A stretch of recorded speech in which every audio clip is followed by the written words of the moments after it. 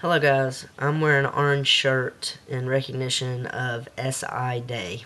SI stands for self-injury, also known as self-mutilation, self-harm, self-abuse, cutting.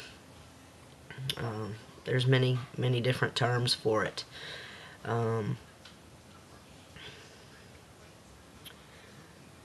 As a young adult, I was diagnosed with many I guess you could say mental health issues. I was diagnosed as bipolar with anger management issues. I have post-traumatic stress disorder, generalized anxiety, and social anxiety.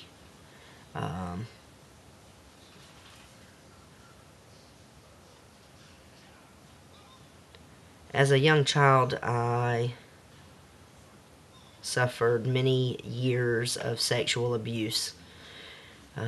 8 years from a close member of my family. And there were 2 separate occasions that I was also sexually abused by 2 other people. I had a very difficult time dealing with that, both as a child and as an adult. And I've been through many years of counseling with many different therapists, really to kind of learn how to cope and deal and understand that, what happened to me wasn't my fault, and there really wasn't much I could do to change it. But early in life, probably around the age of 11 or 12, I started cutting, and that has always been my main form of self-injury. I've used different things. I've used pieces of metal. I've used razor blades, knives, broken pieces of glass. Just really anything I could find at any given time.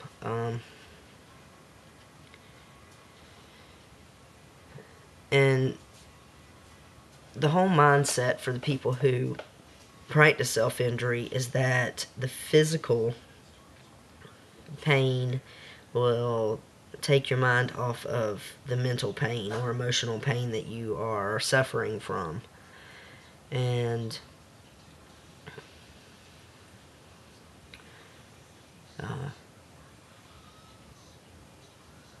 for me, cutting was never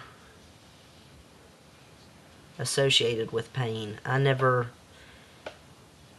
felt any physical pain from cutting. I also have been one to very heavily bang my head against walls, almost to the point of passing out sometimes.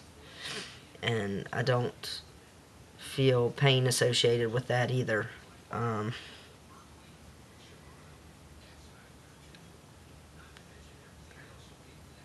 don't know. It's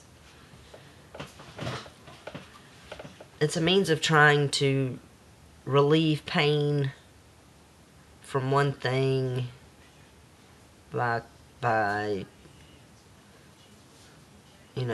blocking it out with the pain or act of causing pain to yourself from something else. And a common misconception by people who don't practice self-harm or self-injury is that the people who do are only doing it for attention. And personally, I don't think that could be farther from the truth.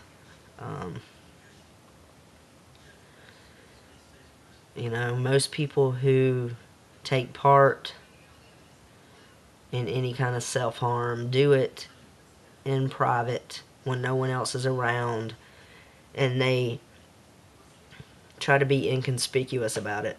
Do it in places on their body that other people aren't likely to see. You know, for me, my main places to cut were my arms and legs and my torso.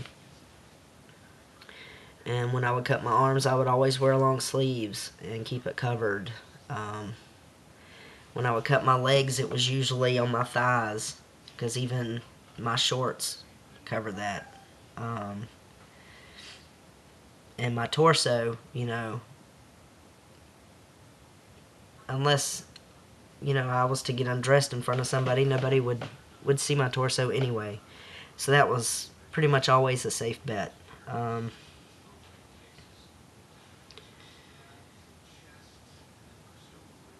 But most people who do practice self-harm are very private about it, and really go out of their way to keep it from being noticed by other people.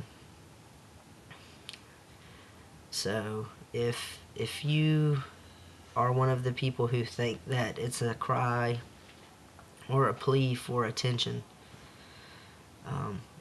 I hope that you'll take a step back and reevaluate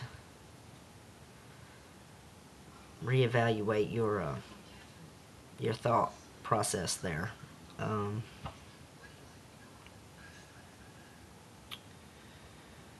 You know, I mean, it is a mental health issue, and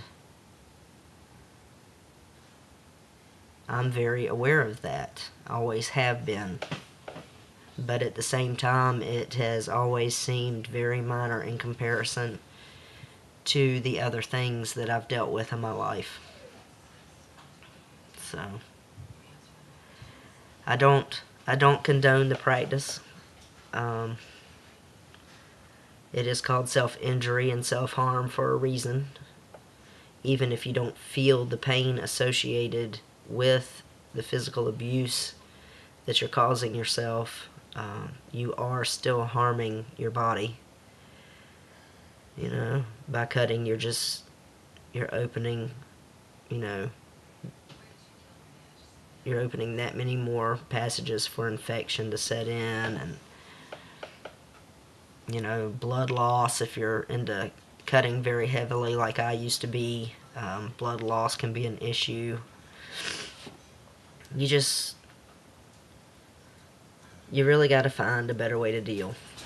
And, you know, I know that, and I've, you know, gone through many different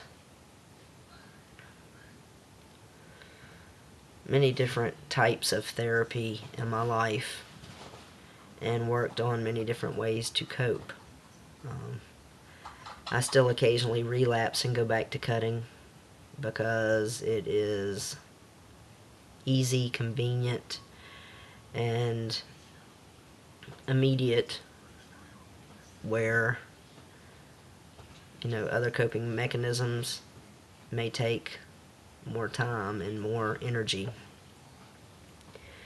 But at the same time, I realize that it's probably the worst way I can cope with anything.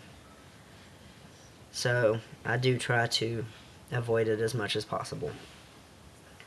But yes, today is Self-Injury Awareness Day. So sport a little orange. And if you know anybody who has practiced self-injury in the past, or, you know, here in the present, maybe extend your knowledge of the fact that today is SI Day and that they are on your mind.